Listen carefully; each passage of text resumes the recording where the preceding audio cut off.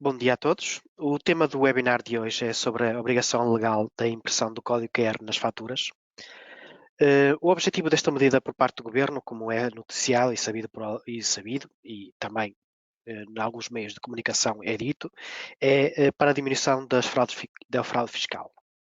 Como sabem, o número de contribuinte NIF é atualmente indispensável para garantir benefícios fiscais no IRS, justificado por despesas médicas, de saúde, educação, restauração e outras. Mas no próximo ano, a partir de janeiro, o consumidor pode não indicar o NIF ao comerciante e vai poder, através de uma app que será disponibilizada pela AT, fotografar o código gerado na fatura e enviar e restar a informação no e-fatura dessa fatura que tem na sua posse, antes mesmo de que o comerciante submeta ao SAFT destes documentos no mês seguinte. No entanto, como vocês vão ver nesta apresentação, o impacto nas aplicações de faturação vai muito mais longe. Para compreender o mesmo, vou apresentar a legislação relacionada com esta medida. Tudo começa pelo Decreto-Lei 28/2019, que foi publicado já o ano passado, em fevereiro, e o número 3 do artigo 7º diz: nas faturas e demais documentos fiscalmente relevantes, e memorizem esta expressão, documentos fiscalmente relevantes, pois mais à frente veremos que tem um impacto alargado. Deve constar um código de barras bidimensional, código QR ou QR Code. Portanto, trata-se de um tipo de código de barras especial que tem como característica o poder apresentar centenas de caracteres. O artigo continua dizendo e um código único do documento. Portanto, trata-se de dois novos elementos que passam a ter que estar representados nos documentos. Um código QR e um código único do documento. Portanto, não é só o QR Code, é também um outro elemento que é o código único do documento. Ora, essa redação da lei indicava, na altura, nos termos a definir por portaria. Ora, a portaria que materializa esta medida foi publicada recentemente, há cerca de um mês, no dia 13 de agosto, que é a portaria 195/2020, que regula os requisitos não só os requisitos para a criação do código QR, também como o AT-Code e inclusive a comunicação das séries.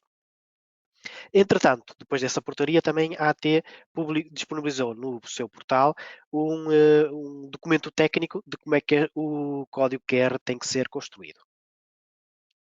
Relativamente àquilo que eu pedi para vocês se lembrarem, documentos fiscalmente relevantes. Ora, essa expressão, documentos fiscalmente relevantes, isto é, o que é documentos fiscalmente relevantes? Está esclarecido no ofício circulado 30.213 de 1 de outubro. E se repararem aqui, lado direito, diz, além de dizer que documentos de transporte, recibos, portanto, reparem, documentos fiscalmente relevantes inclui recibos, significa que o código QR e o código único do documento não é só para as faturas, é também para os recibos, e também diz quaisquer outros documentos emitidos, independentemente da assinação, e se vocês ligarem com aqui o número 5, virem aqui o número 5 desta anotação, diz faturas para forma, orçamentos, consultas de mesa. Significa que o código QR deve ser colocado também nos orçamentos, nas encomendas e em qualquer outro documento que seja entregue ao cliente.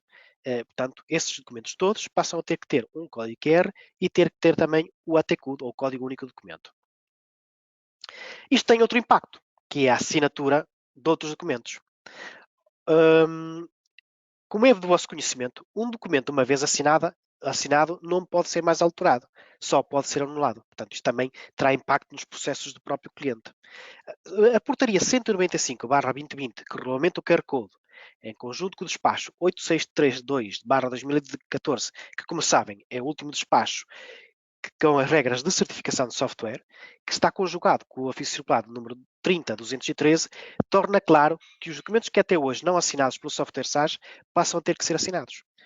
E eu assinalei aqui a redação do despacho da certificação.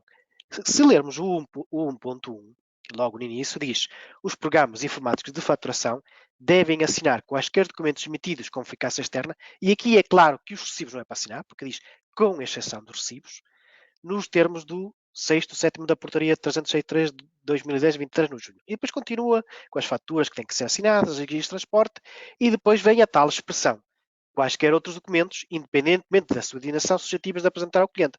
Ora, se nós virmos o ofício circulado, o que é que diz sobre quaisquer outros documentos, independentemente da sua designação? diz quaisquer outros documentos, independentemente da sua utilização, e volta a referir os exemplos da fatura pro forma, orçamentos, consultas de mesas já eram assinadas, portanto, aqui fica claro que as faturas pro forma, orçamentos e até encomendas, se forem apresentadas aos clientes, têm que ser assinadas. Portanto, não é só o QR Code, não é só a TCUD, é também outro impacto que é a assinatura de documentos. A SASBAI optou por as aplicações a partir de 1 de janeiro de 2021, mesmo, isto é, se instalar o patch antes não há problema nenhum, mas a partir de 1 de janeiro nós vamos obrigar que estes novos documentos, que até agora não eram assinados, passam a ter que ser assinados, para ficarem alinhados com as portarias e os despachos. Outro impacto que tem esta portaria e este decreto-lei, o decreto-lei 28/2019, já na altura tinha sido colocado, tinha sido alterado o regime de bens em circulação, portanto, o decreto-lei 147/2003, e se repararem no que agora diz do regime de bens em circulação, diz: o transportador fica dispensado de fazer acompanhar documentos de transporte quando o mesmo tenha sido previamente comunicado até na situação prevista na linha A. Isto já era conhecido, isto é, se eu comunicasse uma guia de transporte à AT por web service e eu estava dispensado de imprimir a guia. Bastava que o motorista levasse o código que a AT disse do documento e era o suficiente. No entanto, agora isso alterou. Portanto, a redação agora diz desde que se faça acompanhar do Código Único do Documento e do Código de Barras Dimensional, código QR, quando este seja obrigatório. Portanto, como é obrigatório a partir de janeiro, a partir de janeiro não basta levar só o código de comunicação da guia de transporte. É obrigatório também levar o código QR. O que na prática significa quase que as guias de transporte passam a ter que ser impressas. Por último, e para desmaterializar o objetivo principal do QR Code, que é o de evitar que os consumidores indiquem o NIF ao comerciante antes da emissão da fatura e possam contar lá uma fatura A4 que for emitida para o consumidor final sem NIF, ainda assim, através de uma app, assinar essa fatura ao seu próprio NIF. E, portanto, para isso foi alterado o artigo 78B e o 118 do Código de IRS, em que, relativamente ao combate à evasão fiscal, cria uma incerteza na empresa que emite as faturas porque não sabe se o consumidor vai ou não comunicar a mesma AT. Portanto, e uma vez comunicada, aquela série está comunicada. E aquela fatura. Agora vamos ver na prática e com mais detalhe o que é o AT-Code, o que é o QR Code e para que estes novos elementos, o AT-Code e o QR Code, sejam possíveis, a tal obrigatoriedade de previamente comunicar à AT, antes do seu uso, as séries de documentos que a empresa pretende passar a emitir. Portanto, relativamente à comunicação das séries, tudo indica que irão existir dois métodos. Um manual, onde a empresa tem que fazer login com as suas credenciais no portal da AT e comunicar uma a uma por cada combinação de documento barra série que pretende passar a emitir esse tipo de documentos, assim como indicar a partir de que data o pretende fazer. A AT, o que é que faz com essa informação? Devolve aquilo que é chamado código de validação, que é um código que tem o tamanho de 9 caracteres e é o único em Portugal. Portanto, não existirá outra empresa com esse código para aquele documento. Este código de validação fará parte do AT-Code, que isto é o código único do documento, e vou passar ao slide seguinte, e já voltou a este, para vermos na prática o que é que teremos que introduzir no portal da AT. Como podemos ver, para cada documento de determinada série, temos que pedir à AT o código de validação. E, portanto, teremos um código distinto para cada documento, ainda que a série seja a mesma. Por isso, na prática, teremos que pedir um código de validação para um par documento série, o que poderá significar umas boas dezenas de códigos. Vários códigos para cada documento dentro de uma série, por exemplo, vários códigos para cada documento dentro de uma série de cooperação, vários códigos para cada documento dentro de uma série manual, vários códigos para cada documento de uma série offline, de uma série externa. Portanto, para algumas empresas com múltiplas lojas, será mesmo até centenas de códigos de validação. Por isso, voltemos aqui ao slide anterior. Acreditamos que a AT irá disponibilizar um mecanismo para que o software comunique de uma forma automática todas as séries já configuradas na sua aplicação. No entanto, até o momento a AT ainda não disponibilizou nenhuma documentação técnica a este respeito. No limite, irá sempre existir esta tal comunicação manual, até porque, em algumas situações, por exemplo, equipamentos que não têm ligação à internet, será a única forma. Portanto, num PC eu vou pedir os códigos de validação, Obtendo esses códigos de validação, vou ao outro PC que não tem internet e vou configurar o par documento série e vou colocar esse código de validação. Portanto, vimos que por cada par documento série temos um código de validação. E para que é que este código de validação? É o que fará parte do tal Código Único Documento, o AT-CUD, AT, Código Único Documento. Portanto, agora vamos ver em detalhe o que é o AT-CUD. Portanto, é uma abreviatura, como vimos, Código Único Documento, e até podemos ver um exemplo. Como eu indiquei, o objetivo é apresentar um código único para aquele documento onde é exibido em todo o país. O código único é composto então pelo código de validação, que é este código aqui, o tal código que foi devolvido depois de comunicar a série, um traço e o número do documento. Portanto, se formos vermos aqui, aqui o título, normalmente uma fatura, portanto, fatura para a forma, por exemplo, código FP série F2020, isto corresponde a este código de validação. E 145789 corresponde ao número de documento. Isto é o código único, como disse, vai ter que ser apresentado nas faturas. Faturas, recibos e todos os documentos. Sobre o código QUER, a AT publicou no portal um documento com a especificação técnica. Começa por indicar, nesse documento técnico, que o tamanho mínimo deste código QUER tem que ser 3 por 3 centímetros e que a volta do código tem que ter um espaço em branco de 2 milímetros, no mínimo.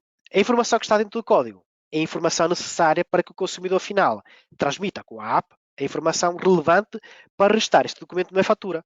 Por isso terá que ter o NIF da empresa emissora, a data de emissão, os valores de base de IVA por cada uma das taxas, o código único do documento, este tal código único, que vai identificar unicamente este documento, que é o AT-CUD.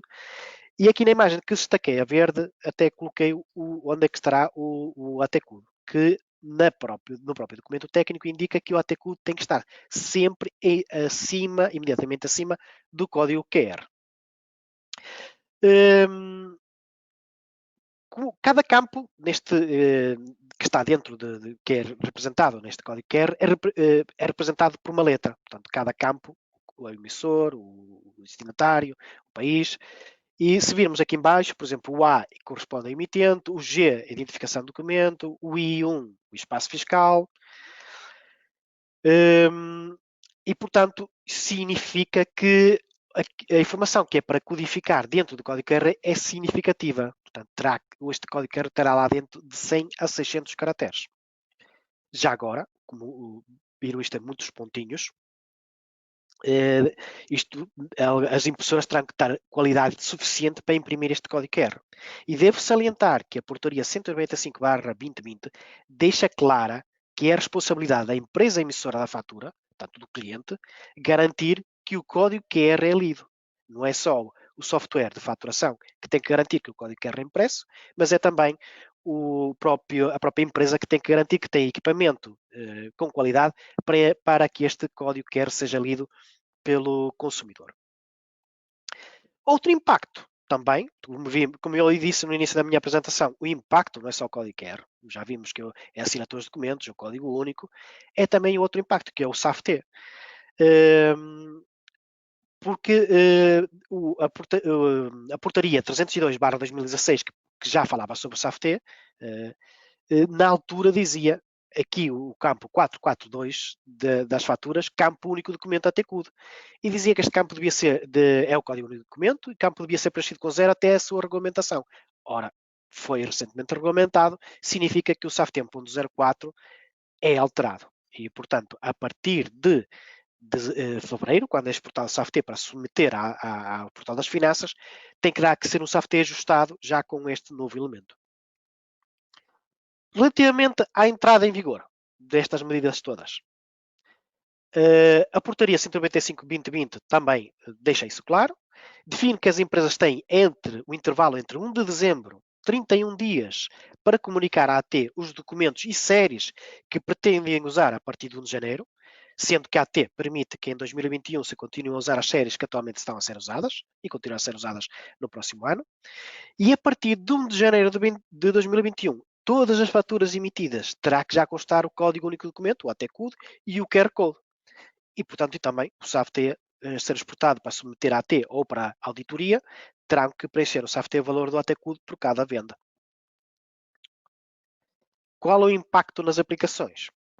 um impacto óbvio é o próprio layout dos documentos, que tem que ser ajustados, porque terão que constar o tal QR Code e o AT Code. Como vimos aqui em cima, temos aqui o AT Code e aqui o QR Code, e inclusive os próprios talões, que terão que ter o QR Code e o AT Code. Óbvio será dizer que algumas impressoras, como impressoras matriciais, não terão qualidade para imprimir este QR Code.